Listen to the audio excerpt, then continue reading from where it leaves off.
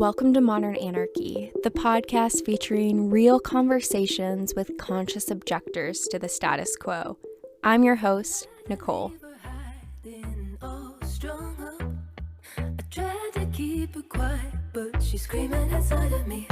I tried to keep her hiding, oh, shut up. I tried to keep her quiet, but she's a wild, wild woman. On today's episode, we have Ebony Holloway join us for a raw and vulnerable conversation about healing and dealing. Together, we talk about emotional integrity, internal versus external processing, and embracing growth even when it hurts. Anyone who listens to this episode is just going to see the emotional maturity and strength that Ebony has in sharing her story. She is extremely vulnerable and honest about the difficulty and the joys of growing. And I know you mentioned wanting to be a light to other people, and you are that person. The positivity, the energy that you bring, even in creating this space with me, it was palpable. So don't change, keep doing what you're doing, keep growing. Everyone, you're really going to enjoy this episode. Ebony has so much wisdom to share. And since it is the third Wednesday of the month, I'm releasing the May bonus episode for the Modern Anarchy Patreon, where I answer all of your sex and relationship questions exclusively for the Modern Anarchy family. Today's letter comes from Cassie in New York, who writes, "Dear Nicole, I love this podcast and thank you for How are you? Fine, how are you? Oh, I'm good. I think It's a gloomy day. it is a gloomy day, which hits me hard. And I also was laughing this morning because I was like, damn, okay, so last time I recorded with Ebony, I was going through a breakup. And then we got back together, and then we broke up again last Sunday. So I was like, oh Lord. Right on time. Yeah, I was like, cosmic timing, Ebony's coming back. I'm like, we broke up again. I think the universe is funny like that, so. I think so too. Yeah. It's a hopeful energy though. I'm for it. Yeah. How are you feeling? Your energy seems a little different than last time. Yeah, I'm just, you know how it is with relationships. Me and Morgan are fighting. So, that's just, lowers the vibration a little bit. But Oh, when we recorded last time? no, this time. Oh. That's probably why it's different. But also Yeah. I was sick last time. Yeah, I hope there's more energy. Sure, 'Cause sure. I ended up getting pneumia. So that's what Oh yeah, that I was remember you last saying year. that. Yeah. Yeah. Okay, fat cat, are you gonna sit or attack me? What's the vibe? Text This is it. every time. I'm like, just come sit. And then she just bites my arm and then leaves. Okay. I don't understand cats yet. They are their own spiritual beings. They're on their own journey. Oh, I'm so sorry that They you're are. fighting right now. That's, wow. Yeah. Yeah. It's just, you gotta work through some things. Yeah. And then it'll be for the better because right. It's a part of the whole relationship thing. And the two of you live together. Which makes it a little tougher. well, yeah, because she's right there. Like, get out of my face, go in the other room. Yeah, exactly. Yeah. So there's more space now because my sister moved out. So there's more places for us to go when we get into arguments. So yeah, that's a good thing. Nice. Yeah, then you have that space to kind of like decompress and recollect yourself before you go back to the other person, which is good. Ding ding. Yep. Yeah. I know when you had messaged me about recording again that there was a couple of things that you wanted to talk about specifically. Oh yeah, my journey to being, the most open that I can be. Yeah. And also embracing growth, even though it hurts. Mm-hmm. It has come from just all the things that I have had to deal with and just face in my life. Yeah. So it's just things that I think people should know because, like, I don't know, they see me on social media and I try to make when I make like reels and things, I try to make them actually reels. Yes. Amen to that. So that, like, hey, like, yeah, we get into fights with like our significant others and we talk about things, or whether it is that you're going through trauma and you're trying to, cope with that, also go through the things that you need to do in order to heal. Right. So those are the things that, I really wanted to actually like touch on and show up as a person who's like healing and dealing with Yes, that. yes, yes, yes. First, I just want to say So thank you for that vulnerability and the willingness to talk about those things. I love real reels. That's exactly what we should want to do, right? Is show people like the full experience of what it means to be human, good and bad, mhm, right? Or even that's like a judgment call on it, right? But yeah, like just all of it and what it means. Yeah. hmm as Where it did comes. exactly, exactly. Where would you say that journey begins for you? I think for me, the journey begins when I'm 4 years old. Oh wow. So Okay. Wow. Yeah. yeah, so I've spoken about it a little bit on my platforms about being a child of sexual abuse. Mm, So that really put me on a trajectory of what I did with my life and how I see myself. Because in trying to cope with those things that happened to me and realize even not then like that it wasn't my fault, but I really leaned into art. I really leaned into creative expression in order mhm. to focus my attention somewhere else, but also like be able to speak and be heard, Yes. the type of thing to create a voice for myself. Mm, So really leaned in. I was studio arts at first, and then as I got older, I got a hold of like music, mm, and I started doing that. And I really love gospel music because it's really just like a music of hope, mm, and mhm. endurance, and just like Yeah. really keep going. And it's a way to put the pain that you have somewhere else too, and Mhm. figuratively, even if it's in someone else's hands, so that Certainly. your hands are free to like do what you need to do every day instead of holding these things because you shouldn't hold Yes. it. Yes, yes. A way of being able to communicate your experience in ways that aren't necessarily words, it's music, drawing, other ways to communicate to other people about your lived experience that are really Hmm. powerful and meaningful that people can actually feel. Hmm. Yeah. Because music and art really connect us because Mm, everyone's able to hear it and then everyone's able to feel it. yeah. So that's an easy way. Yeah. Um, and then just like the experience with my parents and the abuse I endured from that, just Mm, from them being just emotionally immature. yeah. Um, so it's just the things that negatively affected me because of those experiences. I had to one break out of it and bring myself back to myself after even just like leaving that situation because I got kicked out when I was 19. Mm, of It was a long journey of trying to not internalize it, course. but I had to get through my phase of overworking and keeping Mm, myself busy, working 2 jobs, more than I needed to in order to survive. So that's just to keep me from thinking. And that's what I'm just like, mm, okay, don't want to sit, have to do. So it's a journey to learning how to rest as well. yeah. And it was negatively affecting my relationship, all of these things that I had encountered in my life with Morgan when we were first starting dating. And that's when Mhm, I actually went into therapy mm, because it was just becoming too much for her, even. yeah. And that's where I really was able to start opening up as well, which is why on my platforms I push therapy. I push for people to actually go Yeah. because learning about yourself, one, letting go of the things that are keeping you from being yourself, it really has opened me up and let me be who I am and become like happy again. Mm, So that's what I really want for others. So I yeah. really want to push that and like make it accessible and say that it's not like something that someone's going to go and judge you with. Like that person is really there in order for you to Mhm, help process. mhm, It's not a mhm. judging match. Right. Yeah. And then exactly. And I hear from some people that they're like, well, I'm not suicidal or I'm not other things. Why would I go to therapy? You go before that. Go Exactly. before you're there.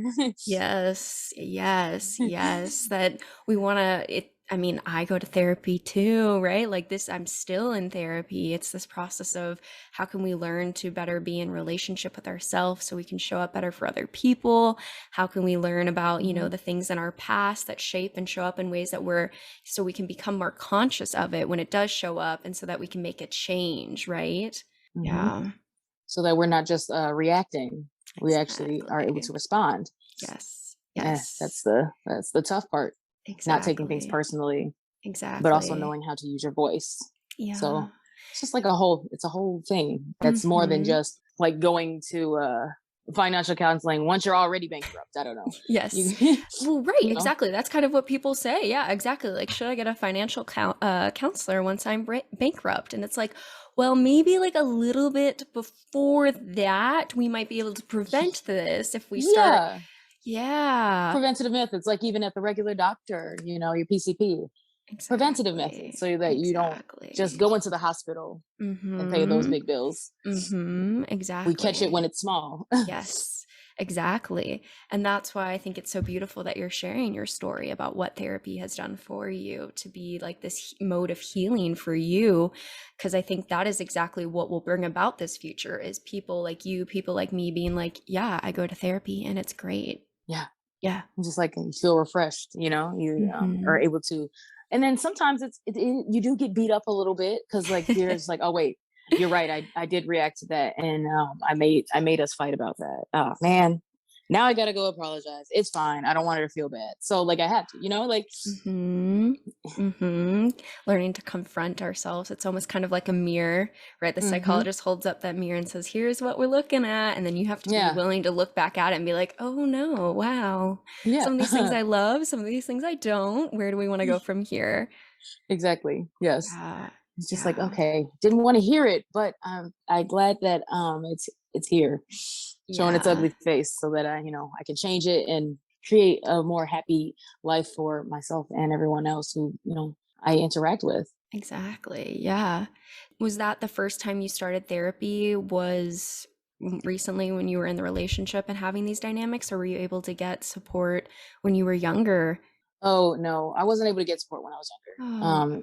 It Mm. was like that's why I leaned so hard into like my art, and I love building things, so I was Yeah. always like crafting something, because I just needed a place to go that wasn't inside my own mind. I have like a Yeah. huge imagination, so like I just was always doing creative things, outlets, in order to help myself heal. And that is a real form, art therapy, music therapy. Those things are actually really real, and I'm grateful that I was able to have this imagination to just like delve into these things on my own, because I really Mhm. didn't have the support. And I Yeah. didn't start Wow. therapy until I believe it was 2018.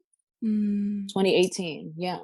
So Yeah. that's when I started that. But before that, it was just doing the things I needed to do, and then also doing what I had to do in order to survive, and Mhm. then working in things, and couch surfing with my friends. Because Wow. I'm really grateful for the friends and the network that I have, because when I got kicked out, I didn't have anywhere to go. I was sleeping in my car for I think like 3 days, which I'm grateful it was only 3 days, because I don't know how anyone is homeless for that much longer. Yeah. It really is hard. Um, Mm. and I was able to at least have a friend that I stayed with for 4 years, Wow. after another friend that I was there for a short period of time for a couple months, and then I Mhm. went to a different friend, and that's where I Mm. was there for the bulk of my time. And Yeah. they really helped me heal the family dynamic thing. That's what I Mm. learned about relationships, and give and take and things like that, and actually love, instead of like turbulence in the house every day. Mm. So I think that really helped me there, and it helped me grow up a little bit more too, because I had more parental figures, because I was living with her family, like her Sure. mom So and dad. there's So yeah. yeah. So then you had somewhere that you could learn healthy, modeled, loving relationships that had a little bit more stability given, your own family dynamics that were not, necessarily the best for you at the time. Hmm. Mm. Exactly. It really helped me grow there, and I'm really grateful for them, because Yeah. if not, I really don't know where I would be. Mm. I don't. I really don't. Yeah. Yeah. Could you explain a little bit more to me, like, yeah, what were the two dynamics that you were seeing between the family system that you were in with your friend and then the family system that you grew up with? What do you feel like was the big difference between the two? I think the huge difference was the presence of like love and connection, Mm. and also just like a sense of togetherness. I think I just, again, that connection, because the way that my family dynamic was in my own home was, it really did feel more of like everyone for themselves. Mm, Really, it didn't really. I don't know. We didn't really do many things together, and then we didn't really say "I love you" a lot, and that really does like take a toll on a person because, like, especially if you have the love language of words of affirmation, if you don't hear mm, those things, or love language of touch like I do, and you're not hugging a lot, you just don't really feel close. yeah. And then Yeah. any problem that does happen just makes you feel more distant. Mm.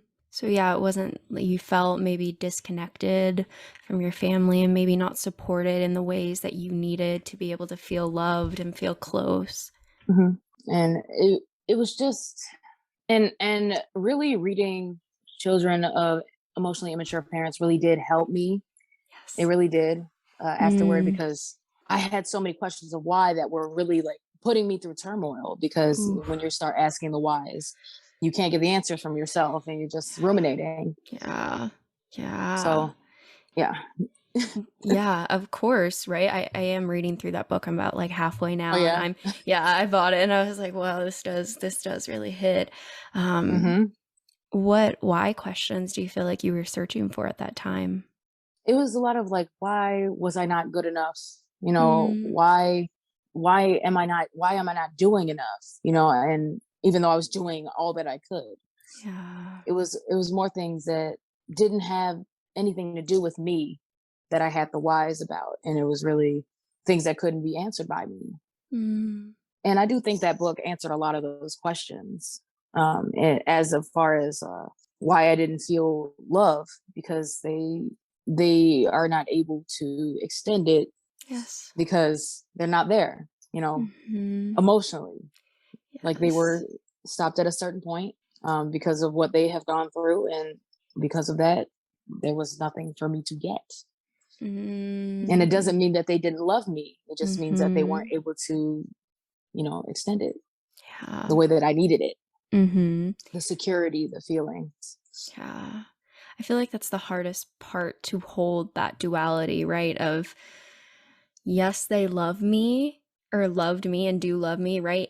And they did not provide the love that I needed and deserved. Mhm.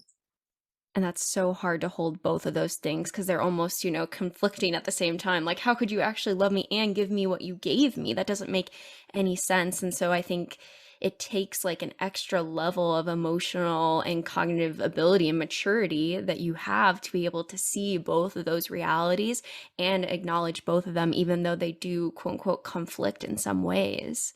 Yes, we do. Yeah. And Yeah. even trying to heal now with the relationship that we have, trying to come back and slowly rebuild our relationship. I have to make sure I always check myself and understand that I'm not going to be able to change them. Mm, I'm not going to be able to mm-hmm. get those things because they are Mm-hmm. where they are. Yeah. Right, exactly. And you mentioned it and the book talks about this about when you go through your own, difficulties in life and traumas that occur, there might be a blunting of your emotional development because you went through something that was really difficult. And so then that's where you stay in your level of emotional maturity unless we can work past these things and, get the support of community or therapy, whatever mode of healing you have, you kind of stay in that level of emotional maturity. And so, whatever your parents through, whatever my parents went through that kind of kept them in that space is the reason why they are. And I think it's so hard as the child of these people to have this difference in the power dynamic where we're supposed to be able to look up to our parents as the people that kind of have it more figured out. They've lived here longer. They should be guiding us with their wisdom. Yet here you are having to be the person that rises above that and looks at them and says, like, I recognize where you're at. I love you. I see that you love me. And I recognize all of this. Mhm. Mm, From emotional safe point right here. yes, Yeah. exactly. And that power dynamic is not what it's supposed to be. Not that we Not can where we, change it. yeah. Yeah. Not that what we'd like it to be. Just like, Exactly. Being the more emotionally mature child of, mhm. as the book is, emotionally immature parents. Because like sometimes you want to be like, okay, I feel this way. What should I do? To them, but you can't. Yes. Yes. Or you just can't talk about certain things, which is hard, because I'd like to have deep conversations about, emotions with like my parents, but I know I wouldn't be able to do that. So Yeah, because they're just just on a coming to different terms with level. that. Yep. Yeah, exactly. And I think the beauty of that then is, right, you have such a deep emotional connection to yourself because you didn't have that support. You had to figure it out on your own. But the reality of that is there's probably, I would imagine, so much pain, so much feelings of loss, confusion. What am I supposed to do? Because we don't have that model in front of us to show us how to do this. We're just trying to figure out on our own. And I could imagine that creates a ton of instability. Yeah, it creates a ton of emotional insecurity at that Yeah. point because it's like Rocky, you don't really know how you feel, one, because you just don't have the model of someone actually expressing their feelings rather than, because that was a big thing. Mhm. We didn't express our feelings. Yeah. We expressed what happened. We just, repeat things that happened, but it Okay. doesn't tell you how the other person felt or how you feel. Mm. So going into a relationship, that's a really hard thing to try to overcome because you're feeling all of these things. You're upset, but you're not expressing it. So Mm. the other person's not aware of how you feel. They just know that you're reacting a certain way or really upset with them and then saying things that maybe not be nice. Yeah. And it Yeah. doesn't really like help you guys grow. So overcoming that is a really hard point that I'm still doing to this day. Like I have to just like take a step back. Okay, how do I feel? Try to do that first. Mm. Mm-hmm. Yeah. So it sounds like maybe your family dynamic, they wouldn't communicate about how they were feeling. Instead, maybe they were reacting, doing different things, but there wasn't this open dialogue of, hey, this hurt me. This is causing me this. I'm scared about this. And this is why I'm doing what I'm doing. And without that level of Hmm. communication, then you don't really understand where the other human is at, which is part of what it means to be in relationship with another person, right? Is to say, I see you fully, I see where you're at, but we can't see each other fully if we're not discussing where we're at up here in our head. Hmm. Yeah. No emotional integrity, which I was learning about Yeah. What is because that? you can't be honest about how you feel. Yeah. Emotional integrity, Yeah. What do you mean by that? Yeah. just being able to understand and know truly how you feel and be able to express how you feel truly Yeah. because of childhood neglect, things like that, the emotional neglect. It really Mm-hmm. just a lot of things that, affect you, take toll on you. Being Yeah. able to express and do those things. Mm-hmm. Which makes a ton of sense, right? If you've been in a scenario where when you tried to express your emotional integrity and how you were feeling, if someone, abused you back for doing that, or used it against you, or turned away from you and did not listen to you, all of those sort of things would have taught you that that is not a safe thing to do. When I open myself up to other people, I get hurt, I get punished, and so I'm not going to do that. Mhm. Yeah. So fighting that is Exactly. working toward growth. Oh, yeah. And that is such a process because every time you open up, and start to do that, all of our past tells us this is going to hurt you. This is going to be bad, and we want to recognize that and honor it that yes, our mind, our body is trying to help us keep us safe because in the past we have not been in situations where that has been a safe space. But then to acknowledge all of that and still continue to open up and show up with the people that you're around and tell them how you're actually feeling. I feel like that is one of the bravest acts that we can do when you have been through so much trauma. And it also, I believe it brings people closer, being Yes. able to do that and be honest. And a lot of people are afraid to be vulnerable and do those things and see fault in it. But it makes you, it makes you able to be more honest with yourself, which means that you're able to show up and be honest with other people Mm-hmm. Mm-hmm. and they Yeah. can be honest with you. Exactly, exactly. And that shit's hard. Let's be honest, right? Like when you come up and say, hey, I'm scared. Hey, I'm annoyed. Hey, I'm this. Like that is not an easy level of conversation to have with another person. But there is no alternative, in my opinion, right? Because the alternative is not What communicating, is it? not connecting, and it's going to break your intimacy. And I feel like this is the reality is that we have to show up to have these really difficult conversations. Hmm. Yeah. And then, like, if it doesn't go the way that you thought it should have or you want it to. You have to know it's not you, and you have to just Mm, be able to move on. Like they didn't want to extend themselves like you did to them, to be yeah. honest, and Yeah. create that relationship. So that's it. You can't Mm-hmm. really push for it. Mm-hmm, mm-hmm, exactly, because people are always in their own world, right? And I love that you mentioned that, not taking things personally when you had said that at the beginning, that people are going through their own emotional history that is affecting the way that they're showing up in the space with you, right? And so at the end of the day, like, yes, there is our level of responsibility that, I could say things that are hurtful and other things, but at its core, how the person responds is always going to be more of a reflection of them than it ever is of me. Hmm. Yep. Self-awareness. Yes. Just all that. Yeah. And for you, I know you mentioned therapy being a really big way that you developed that self-awareness. And I also heard you talking about community being another way that you develop self-awareness. Do you feel like there's anything else that you was a really big, player into you developing this? Because it sounds like you have a really deep sense of awareness of how you are feeling and what you want, which I think is beautiful. Oh, thank you. I try really hard. I'm not where I would like to be, but like, it's a work in progress your whole life. Yes, and just even acknowledging that like, yeah, I want to get It's a better. I journey. think yes, like that this is such an emotional strength and maturity. I think this is the most like emotional mature thing you can say is like I've learned a lot and I'm still learning and I'll probably learn until I die. So I just want to take a Oh, moment I to die. honor that in you, right? Like you've made it. I think this is it. Like it's just that I'm growing I every peaked. No. day. Yeah, Yeah. but you know Thank what you. I mean? Like that's the Yeah. answers we're gonna grow every day. I'm gonna be 90 being like, shit, I'm still learning how to do this relationship Right. thing, right? Like Yeah. you've made it. This is the spot. Yeah. I think it's been therapy. It's been others being honest with me Mm, about how they feel, and learning to not be so reactionary to how other people feel because of the things that I learned from growing up, because that's what happened. Like my parents or anyone, they just would react to how I was feeling instead of like oh, acknowledging how I was feeling and then having that conversation.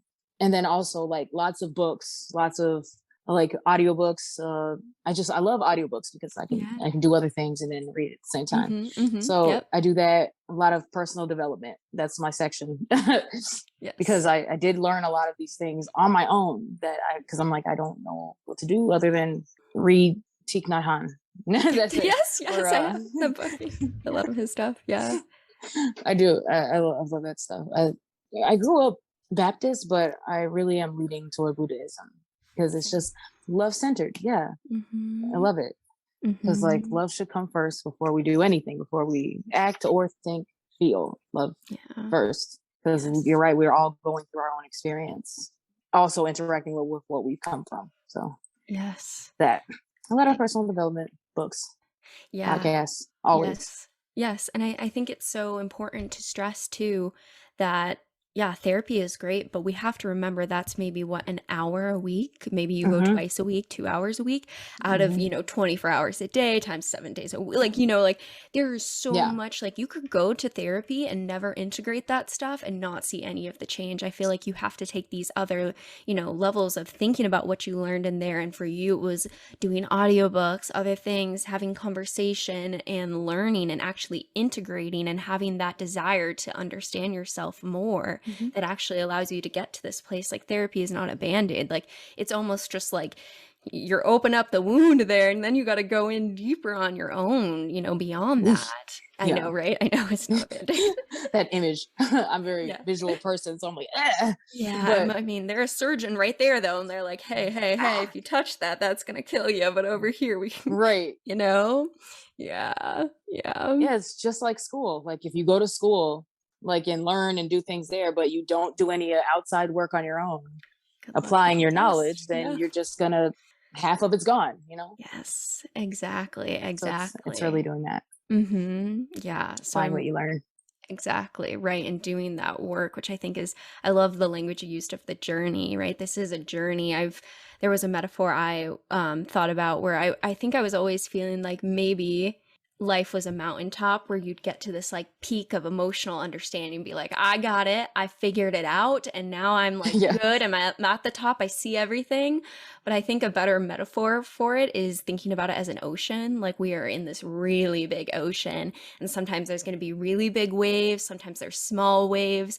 But the more you're out there and the more you learn to be with the waves, the better you are at surfing, right? And you can actually learn to have a little bit more fun when you get Mhm. those big waves compared to like thinking that at some point we're going to hit like our peak emotional development. I really don't think that happens. Mhm. I think you just That is, get yeah, that's a good way to think about it. like you can surf Because bigger you just waves. learn. Yeah. Yeah, exactly. Instead of being like trampled by the waves every time. When a big Yes. one comes, you can actually maneuver it. Yep, You I've know. surfed multiple small ones. I know what to do with this. We stay calm, right? We go with the flow here a Yeah, little bit, but yeah, I think that exactly. Because emotions can be suffocating too, just like the oh, water. So oh that's a yeah, good we can metaphor. drown. We can drown in that ocean. It's big, Yeah. right? Hmm. Exactly. Yeah, I don't know how to surf yet, And but it's I salty. yeah, you get that salt in your eyes. All of a sudden, you're uncomfortable. You're like, "Oh God, what is this?" The sunblock. There's the whole thing. Yeah, no, It's definitely. emotional baggage. Yeah, That's what it and it is. stings. Yeah, Right. yeah. Um, who knows? Maybe I'm 90. I'll be like, no, it's a mountain. But I think for now, my current perspective is that it's an ocean. Yeah. Maybe. Yeah, exactly. I keep all things open, like life can shock me at any point. I could be a whole different person in 10 years. I am not above anything. You know what I mean? Like, yeah. Mm. Technically, it beats 7 because our Yeah, body's completely changed, like our full set of cells in 7 right. years. Exactly. So, Exact. Could be a and whole I'm coming different up on person. 7 years, so here we go. Ooh, I like Renew. that thought. Like every 7 years, you could think about being like a whole different person. I mean, every single day we're a different person, right? Even when we first recorded, a few, like months ago, like all these other experiences continually shape us. I think it's so hard when we're like, who am I as a person? It's like who you are is evolving every day. This conversation changes you. The Hmm. conversation after that changes you. And I hope to God so, right? Like I hope that I keep Yeah. evolving as a human and never stay in this static, rigid structure because at the end of the day, like static is death. That literally is what we consider death to be, no activity. Hmm. We're fluid. So, like, if you're not Exactly. changing, you're not moving, And you're we're not like what? living. Like, yeah, like we're So, like 70% water or something. I don't know, yes. Yeah, I'm like, I don't know, 90%, that's lettuce. We would yeah, be yeah, then ahead we're of a lettuce. cucumber. Yeah, Yes. yeah, yeah, And my dog would eat me. yeah, concerning. Um, yeah, I know you had mentioned too that when you first started therapy, one of the big things that was, it sounds like the precipice for going into that was the relationship with your partner and these dynamics coming up. Do you feel like you could Hmm. explain a little bit more about, yeah, what were those dynamics that you were seeing? How did you come to this process of like, oh, I should go to therapy? Well, it was more of her coming to me, Mm, because we were reaching a point where we were just fighting all the time. And I was reacting all the time, mm, or she was getting hurt and I was hurt, and we just weren't going anywhere. We weren't doing the yeah. things that we needed to do. We weren't happy. And she, suggested to me, because she was going to therapy herself, like Mm-hmm. already, like for her own, mental health and things like that. And I had never been to therapy before, and I heard a little bit about it. Only thing I really knew, it wasn't really like a thing in my household. Like my mom Sure. didn't really want to do it. So, Mm, but I was always open, because I'm like open to try anything that will help, because like I don't want to be stuck. mhm. So I ended up finding someone, and I think I was just like, I called the number on the back of my insurance card, and then, the mental health number, and then Sure. had the woman send me like a huge list of like therapists. So I just started from the top, found the women because that's what I'm comfortable with, and Yep.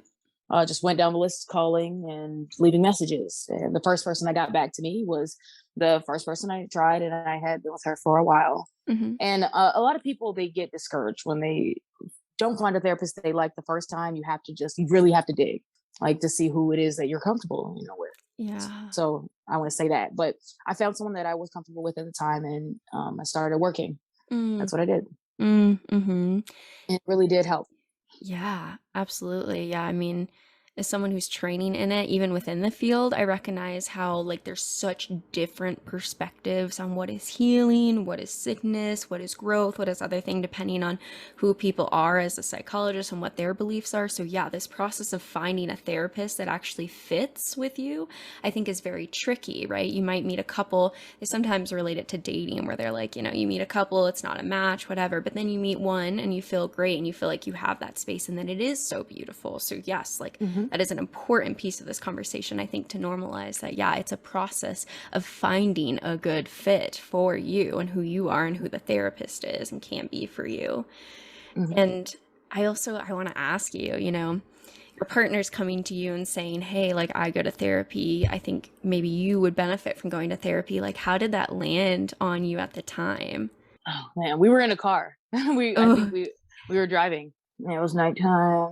You know what it was? It was around the time of one of those, those holidays like Father's Day or Mother's Day or something like that, one of the family holidays. sure, Because when I was kicked out, I completely cut myself off from my family, my nuclear family, sure. because just to protect myself, because I had reached a point, where I was just like, I don't want to have to deal with this anymore. But it was really painful for me because when those things came up, I'm a really sentimental person and I really like to like celebrate, and I really attached to like my friends' families and things like that. And I would like celebrate with like their family or like bring flowers. I used to bring flowers to like all of my friends' moms. Oh, Um, yeah. and every Mother's Day because they are a big integral part of like how I was able to develop who I am, because Mm-hmm. I I needed that mother figure, and during that time of hiatus of not being with my own family, they really were able to care for me. So it was around one of those times, and when those times came around, I would do the things, but then I also feel like a little empty and sad, and that would Mm, come out as like just like irritability or like shortness of my temper, with my partner. So and things like that, especially feeling resentment and things like that, mm-hmm. and it wasn't healthy, and it was coming out and it was hurting her, and that's when she like had brought it to me. It was one of those times, and Mm. I think I just cried. I think I just like was because it's hard to hear those things Yes. from somebody you care about, and that you're hurting them, because like anytime that happens, then it's just like it hurts me, because the last thing I want to do Mm. is like hurt you because I care about you so much. Right. And that's me being the one that's hurting you, instead of like trying to help save you from someone else who's hurting you. So Mm. Yeah, I'm just thinking about that reality of, yeah, hearing that I am the one hurting you. mhm. I would imagine that everything in our defensive beings would be like, no, it's you, it's a situation, it's something else, it's not me. I'm just doing my best over here. It's not me. Yeah, to keep from doing that, you gotta it's a hard look, it really is, because Yeah. like it really is trying to fight the reaction of like, no, you did this, and the reason that happened is blah blah blah, instead of like actually hearing them and trying to listen to what it is they're saying, and Yeah. okay, there's a problem here.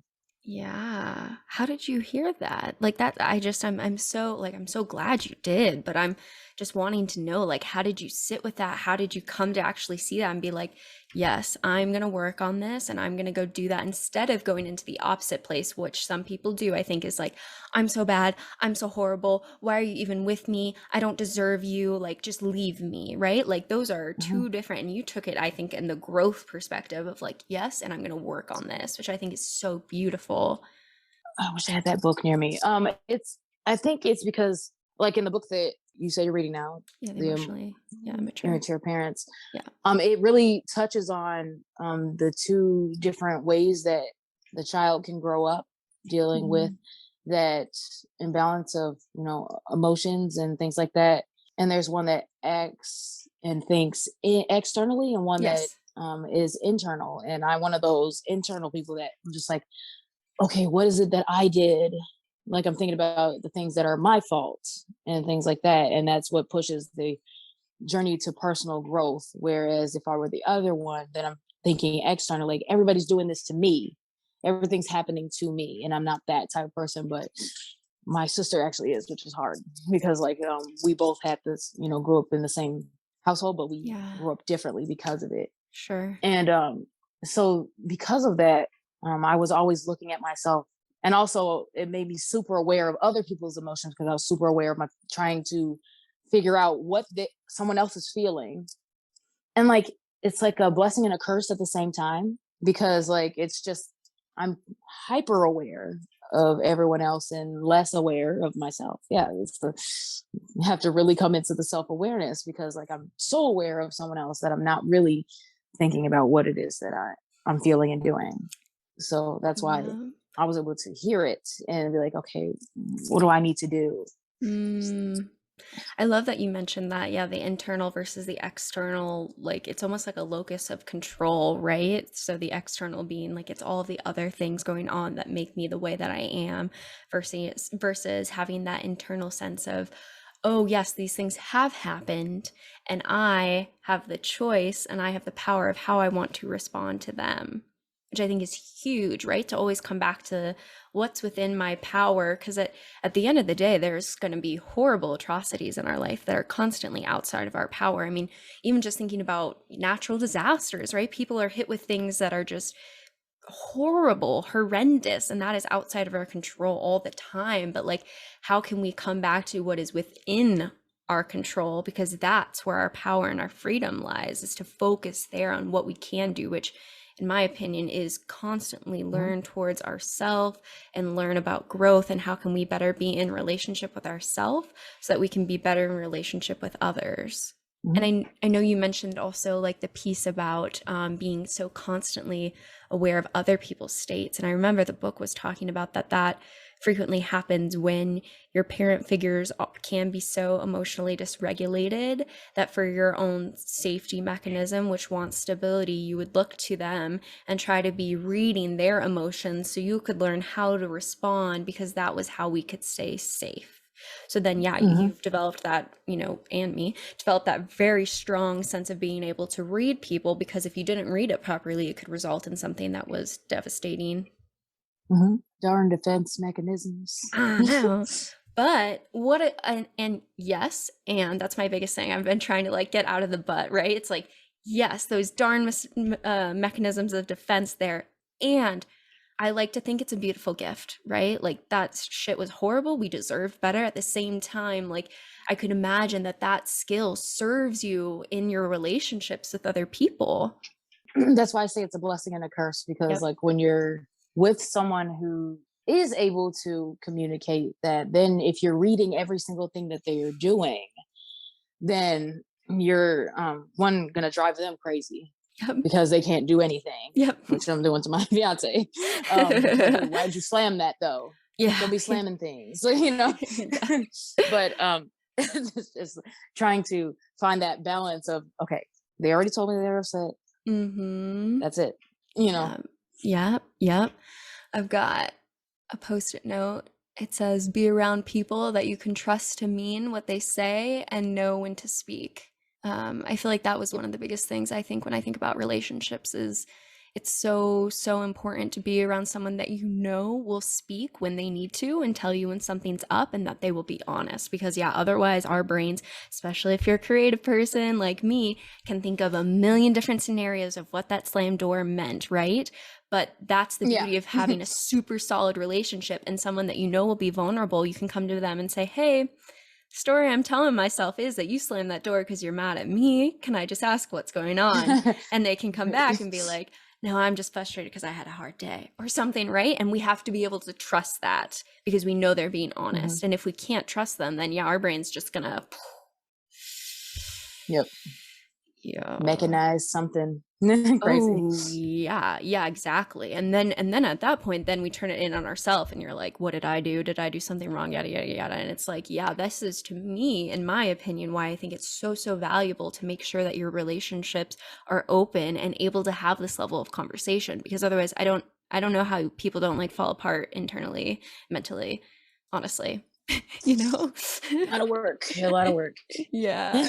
Yeah. A lot of making sure you keep yourself in check. Yeah. I just want to pause and say that your journey sounds like one of such deep self-understanding. I think it comes with a lot of being faced with things and then having to overcome it, Mm. because it just keeps coming, like life doesn't stop. Those It just keeps waves keep coming. Just coming. Damn. exactly. Just like one bigger than the other. And then Yeah. because I was talking with my fiance, because I have this huge center of hope that I just really don't know where it comes from. I just don't know. I don't know. I'm grateful for it because I'm able to just keep pressing on, Mm. because a lot of times it's just things are just like, I want to be done now. But like, I have such, I don't know, from such a young age, I've just had such drive to just live. I just Mm. want to live and just like, Yeah. be alive, even if like things suck. And then I really don't want to like be here. I still Yes. want to be here but be somewhere Yes. else.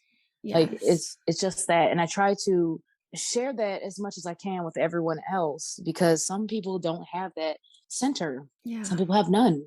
Yeah. And I want to be a beacon of hope, because Mm.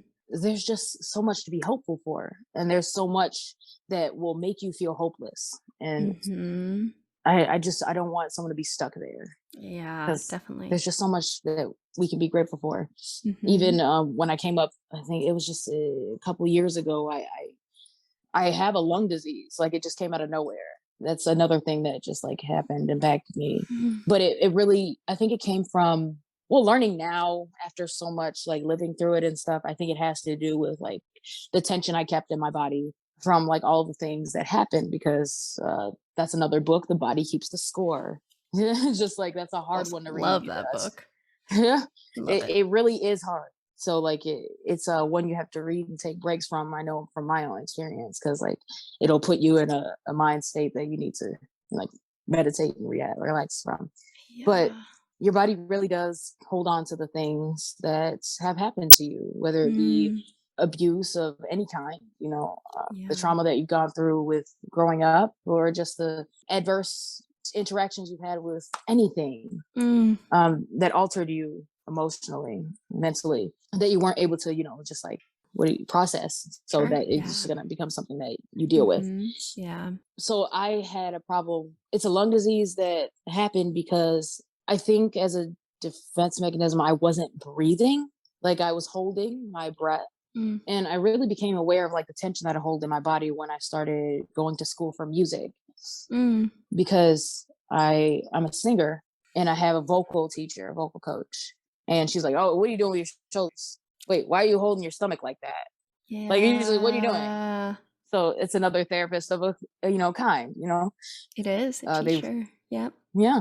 And so in order to do this well, and like I like to do things well if I want to do them, even though Mhm. it is okay to do things just because you like them, Yes. and you can be Yes. terrible at them. Yes. That is a thing. Mm-hmm. I watched a reel where someone was, you know, gardening and it was going terribly. But I'm just like, yeah, you're right. You can't do that and it just suck. I would Yep. hate to kill the plants, but Yes. just do it because you like it. It brings you Mm-hmm. joy. Mm-hmm. But yeah, that's what I was learning. I was learning, oh, I'm holding tension in a lot of places, my jaw, Yeah. my shoulders, Mm-hmm. everything that it would make it hard to sing. So as I grew and progressed and learned to sing, learned to relax, learned to breathe. Yeah. So when the stress was happening in my life around like recitals and work and school and work, I think that's where it came along, because I'm just like, okay, why am I not able to breathe? Like I wasn't able to like do a flight of stairs without being out of breath. And like Sure. as it progressed, I wasn't able to go from the bed to the bathroom, which was like Wow.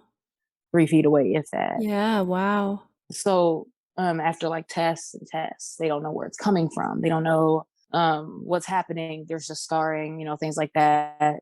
There were no answers, which can lead, so anyone to feel hopeless. Like, okay, there's no Mm-hmm. answer. I'm never gonna like this is gonna because like I can't. I'm still on steroids because it's the only thing that keeps it down. But the inflammation, so that I can Sure. breathe. Yep. Yep. But I'm still like happy that I'm able to do the things that I need to do, even if I have to be on this Mm. medication. Because if I weren't able to do the things I need to do, that's when I'm really gonna like be sad and I'm really gonna be depressed, because that's what happens when I'm not able to express myself. Yeah. But that's what I learned from going to music school, holding that tension, and it probably caused my lung disease Mm. because I was probably holding it before, and that's the way my body kept the score. Was when I get stressed, I tense up, and I'm not breathing, I'm not relaxed, doing the things that keep my body from locking up. Yeah, yeah. And it's a lot. Yeah, and what a beautiful teacher that you had to be able to help you see that, right? To help you build that mind-body connection, to recognize, oh yeah, I am holding tension here in my shoulders and here and here, and this is how I can relax and then have, a calmer mind and body and reach that healing. And I'm just thinking about the lack of control in that situation of where are the answers, what's going on with me, and it's almost like your body is betraying you when you're trying to keep it healthy, right? And recognizing that another atrocity that is outside of our control, right, is like having that lung disease for you that is so hard to come to terms with. But I love that you have taken such a strength-based approach to it, right, of recognizing what is within your control and what is the beauty and light that you can bring from this. I know you said that too, that you want to be that light, and I just want to say you are, in the way that you carry yourself, the way that you speak about your experience, right? I was journaling this morning and you were talking about the ups and the downs of life. And I truly think that we are such adaptive creatures, right, as humans. And I think that if we were in a constant state of happiness, that we would eventually not even realize it, right? Kind of like we just habituate to anything. And I mean, and even think about like where I'm at right now, right? So I'm in an apartment that I have the money for, that I had the money to buy my food, to wear a dress that I love, to have a pet that I love, to be building a career, to be able to see, hear all these beautiful things that I have in my life that I take for granted every single day, and I forget. Yeah. I honestly believe that, like, right? Like, this is the reality, is that as humans, we habituate and we get comfortable with whatever settings we're in. So I think if we were in a constant state of happiness, that we wouldn't even recognize it and we'd get bored. We'd be like, yeah, so what's new now, right? I think part of life is the contrast, right? Is the joy and the pain. And I think it adds contrast to our life. It adds colors, maybe some dark, sad blue colors, right? But like that is a part of the whole color spectrum. We don't want to just like cut off part of it.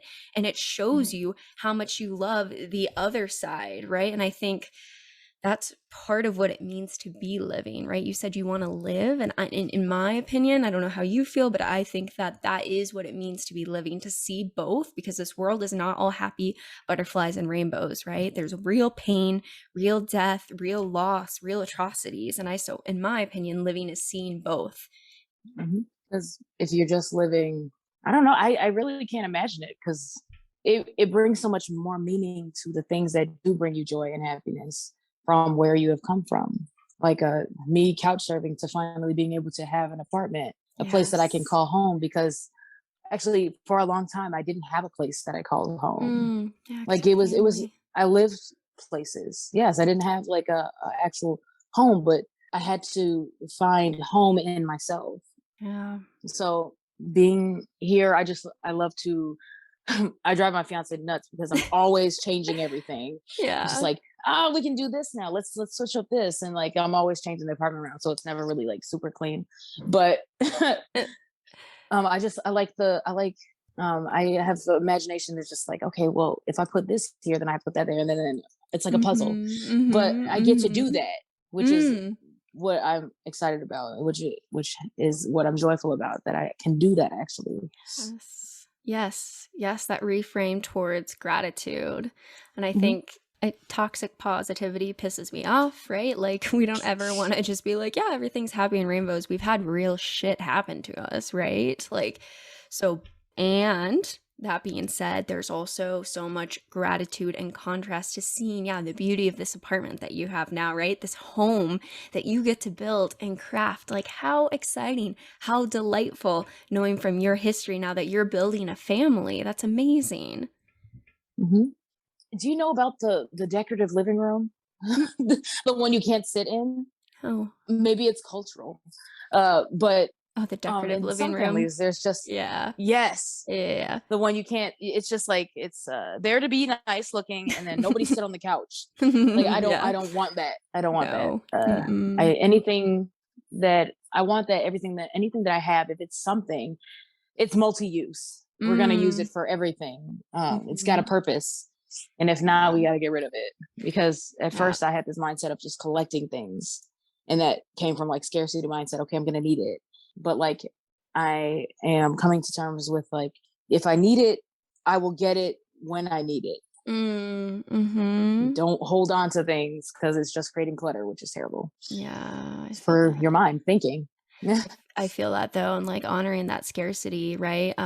Where you're worried, at least in my past, I've had things where like there's been a lot of financial instability. So then you're like, I want to hold on to this stuff because what if I need it at some point?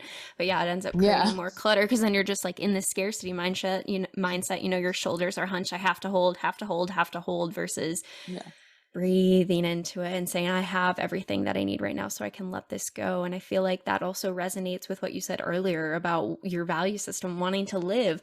Like, what's the point of the couch if you're not living on it? Like, what is the point, right? Like, it seems like that's in line with your value system of, if I have this, it's going to be lived and it's going to be used. And I love, like, I have to stay out of thrift stores. I really do. Oh my gosh.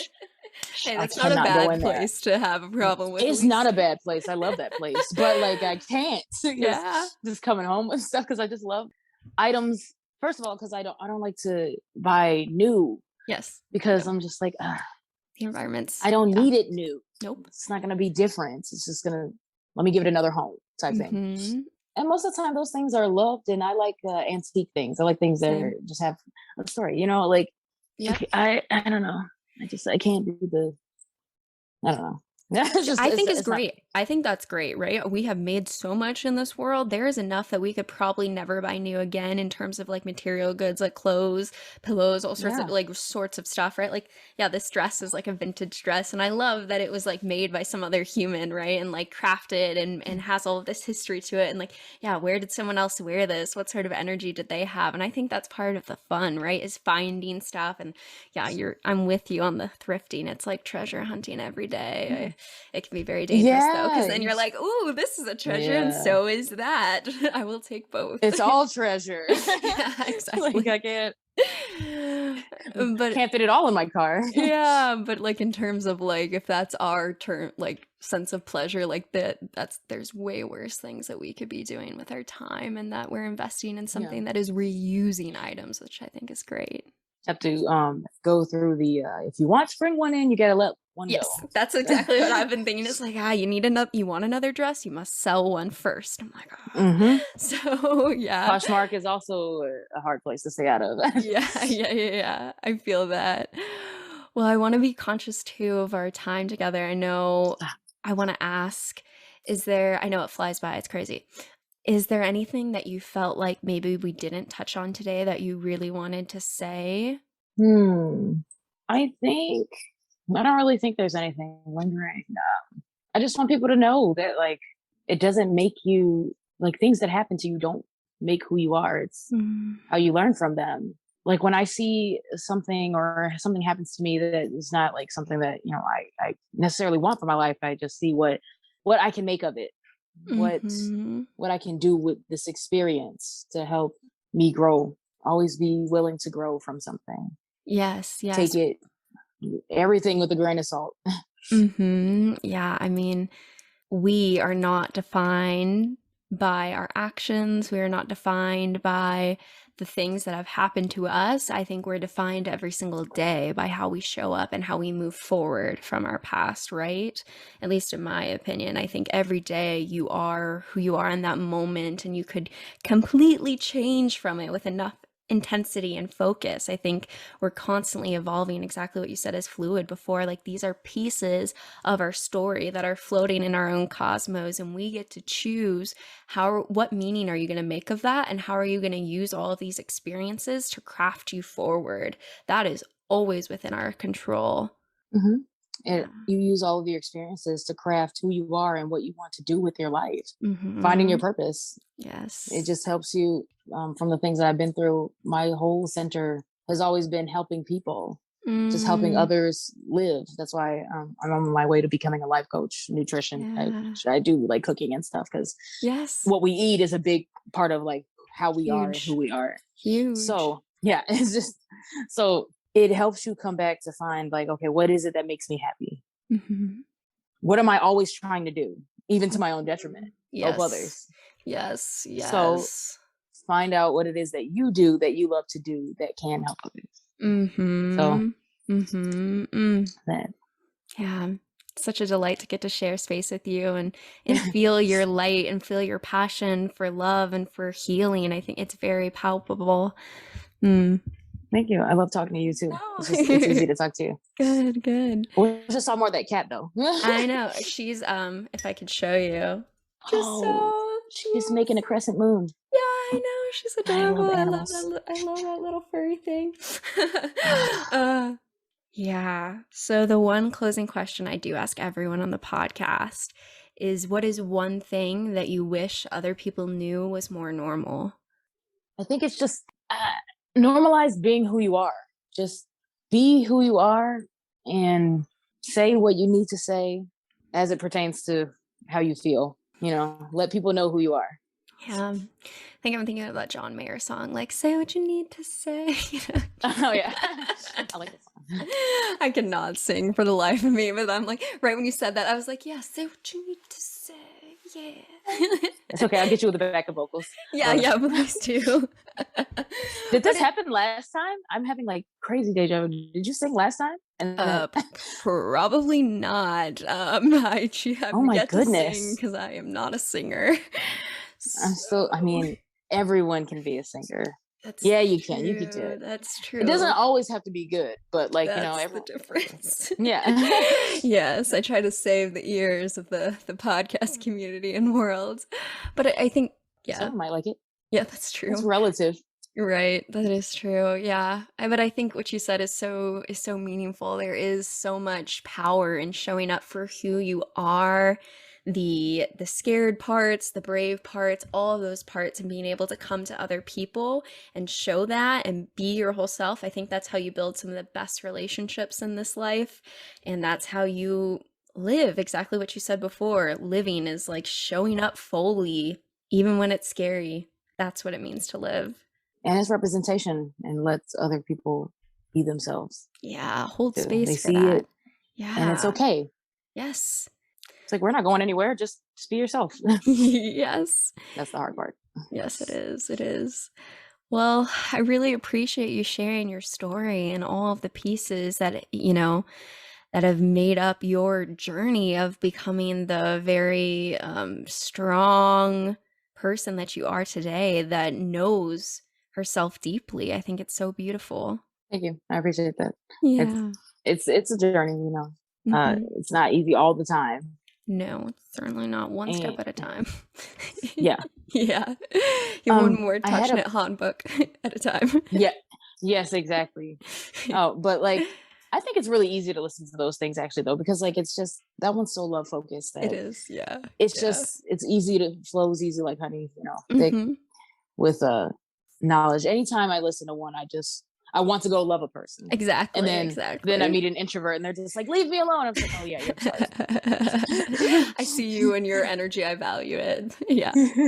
Yeah. I remember you asked me about a podcast I like to listen to last time. Yeah. And I never sent it to you. And it's called Good Mornings with Nikki. I think it's called. Yeah.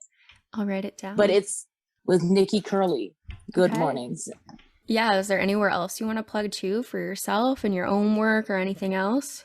Yes. So I created a cooking account for because I have a personal chef business and I like to help people with nutrition and hacks and things like that for easy, more accessible way to cook fast and healthily. So and storing especially because that helps you save money and keep from wasting things. I don't like waste.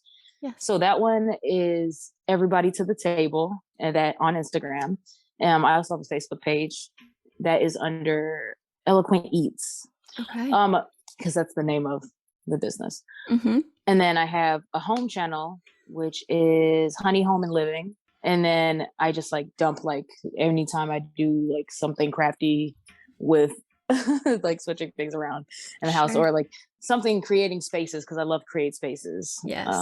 Where people can live and be comfortable. I love making everyone comfortable. My normal channel, which is just like me, which is Muse-ish, And then I have a podcast coming soon. Super exciting. Hell yeah. And possibly a blog. So that's still working, all of those. But I got those, a lot of good stuff coming. Yeah. Just to make living easy. Yeah, I'm excited for you. I'm excited for your podcast. I'm excited for all this growth and journey that you're on. It sounds like you have a lot of big ideas, which is really exciting. Oh yeah, I got a notebook just to dump them all. Hell You yeah. need that. Everybody needs a journal of some kind. If you enjoyed today's episode, then leave us a 5-star review wherever you listen to your podcast. And if you're a part of the anarchist community, then follow us on Instagram or nominate a guest for the show by sending in a letter to modernanarchypodcast@gmail.com. Otherwise, I'll see you next week.